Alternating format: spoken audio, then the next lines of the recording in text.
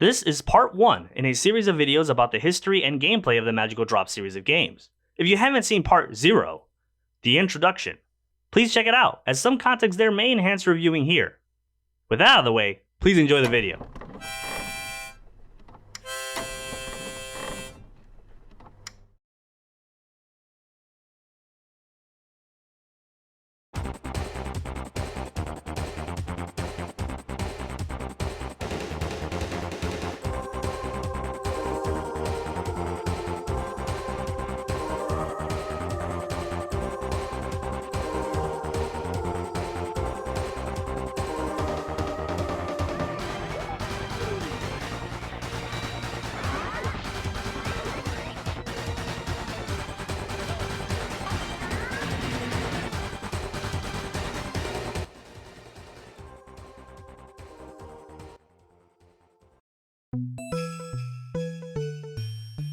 Released in 1995, Magical Drop was Data East's attempt at the puzzle action genre during the arcade scene, and while in the West arcades were waning in popularity, they were still, and to this day still are, a lucrative industry in Japan. It was renamed Chain Reaction in the West with some alterations, removing the Japanese voices and using some minimal English, as well as some really bizarre changes like turning all the balloons into food items instead, along with a more square block presentation. The game was developed by a small team of about 20 people, with the majority being staff for graphic design. Now, I'm going to go into all the developers of this series in each video. Most have very minimal to non-existent info about them, but I feel it's important to know the names behind such a fantastic series of games. These are pioneers of Magical Drop. The lead designers were Tak H, and yes, I could not find their full name, and many Japanese games during the 90s in general displayed credits with one name and an initial. But anyway, Tak H, who was also a programmer on the game, along with Masateru Inagaki, who also did the graphic design. Inagaki, interestingly, would not work on any further Magical Drop projects. Both of these developers worked on a few other Data East games as well, though this was the only project I found that they led together. The credits also list a Mac and a 321 as names for programmers, but I could not for the life of me find any information on them.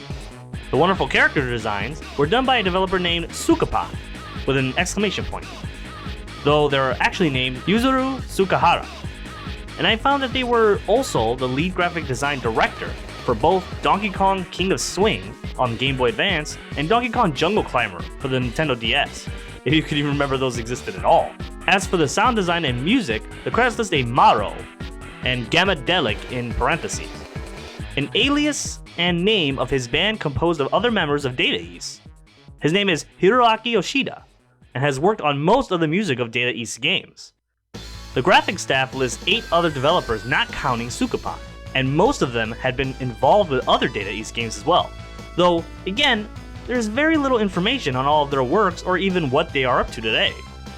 One major part of Magical Drop that got butchered in the Western release is the voice acting done for each of the characters, as they actually have lines to react to the action happening on screen. There are about 5 voice actors, with even one of the graphic designers, Mitsuyu Tsunada, providing the voice for the Star. The High Priestess and the World were voiced by Eriko Kodaira. The Devil and the Fool voiced by Eri Tanaka. The Chariot was voiced by Yu Mizuhima, and the Magician was voiced by Toru Kikuchi, but both of these actors never returned after this entry. Lastly, Naomi Susa was the supervisor for the game. Most of the developers for the first Magical Drop would not return to work on its sequels with the exception of a handful, like Tak H, for programming and Hiroaki Yoshida for the sound staff.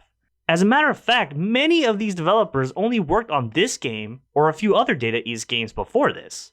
Diving into the actual game though, the first game stars 6 characters, all of which I've mentioned for the voice actors. And one of the major themes of this series is that each character is named after a tarot card, as in the Fool is literally named the Fool after the card itself. Magical Drop 1 has the Fool, the Magician, the High Priestess, the Chariot, the Star, and the Devil, with the final boss being an unplayable character that is the World. Each tarot named character comes with their own personality expressed through their animations.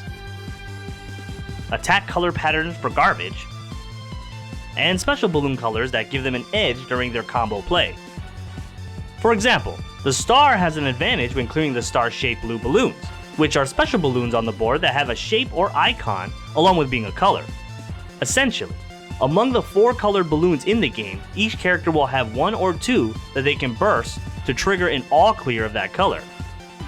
The different special balloons are a sword for yellow balloons, a clover for red balloons, a star for blue balloons, and a trophy for green balloons.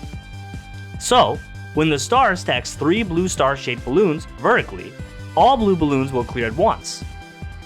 This game, being the first, had yet to introduce actual attack patterns for each character, so the garbage lines you send to your opponent are instead color pattern arrangements that they have to play against, which are different for each character. As I mentioned before, there are 2 primary ways both introduced in the very first magical drop to win a match. The first is to create enough combos of garbage so that enough lines of it completely flood your opponent's screen, and the other method involves reaching the quota, and this is the number of balloons that must be burst to achieve automatic victory, and is considered a more brutal way to win the game against your opponent, as it means your opponent was not only too slow to crush you with their garbage balloons, but also not quick enough to burst balloons before they could drop enough garbage on you. Many times you may find yourself getting a loss out of nowhere when you weren't flooded with garbage, only to realize your opponent outquoted you.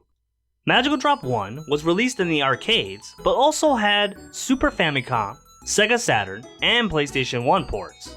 The PlayStation 1 port specifically was localized in European regions as a second disc with their release of Magical Drop 3, renamed Magical Drop Plus 1, sporting some improvements with its movement and adding some voice dialogue after battles that are in Japanese, in addition to a puzzle mode and endless mode.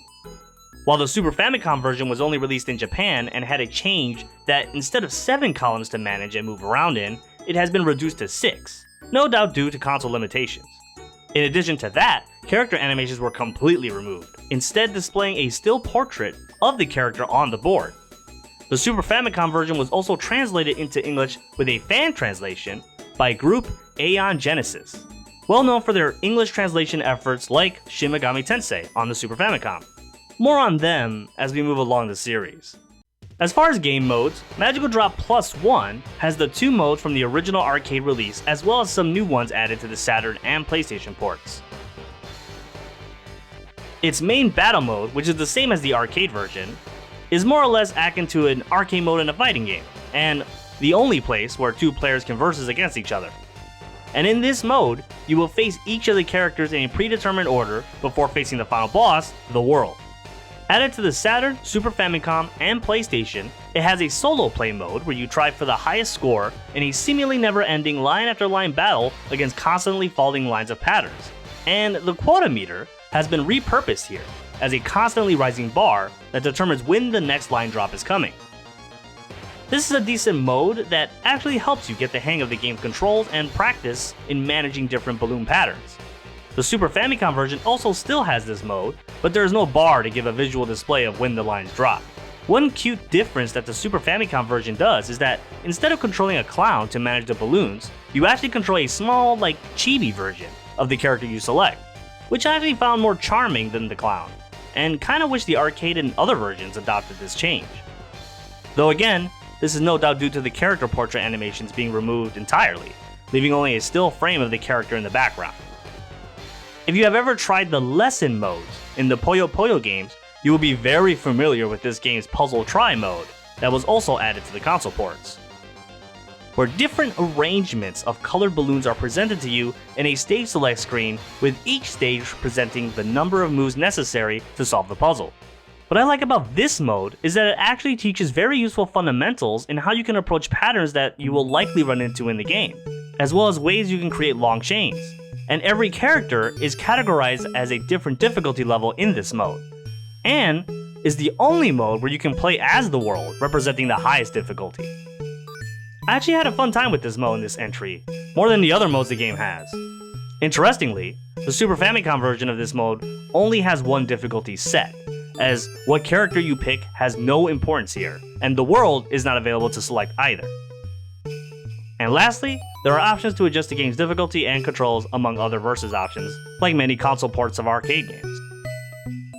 Magical Drop 1 is okay. It's not as exciting or engaging as what the series eventually would become, but it's a nice novelty to see where it all started. This entry is also very difficult, as movement feels far stiffer and patterns are less forgiving than later games, making it more focused on long chains over speed, despite the fact that the speed element is still present within the game. So it is not as approachable as later games due to this. The game also has an introduction to the world and story of Magical Drop, but lacks any real endings for the characters, only giving you a portrait of them before it ends after the final battle against the world. It also only has one song that plays on loop the entire time.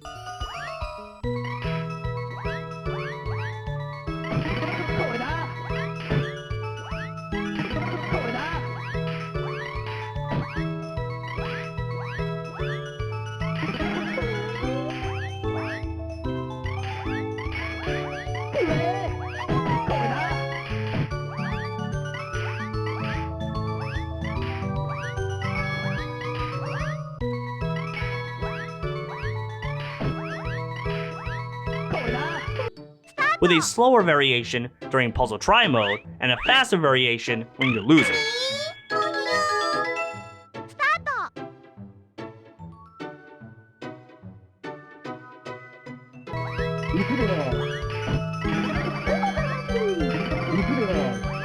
Which, while isn't a terrible song and can be catchy, it's not enough for the amount of time they expect you to continue playing, especially if you're new to the game.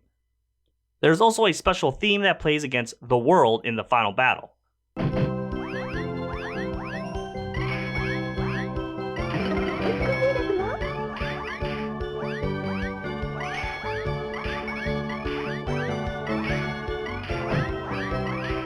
Now, I'm not at all a pro, or even a skilled high-level player of any Magical Drop game, but I do enjoy them immensely with the systems they have in place and have created. But the arcade mode can be pretty frustrating.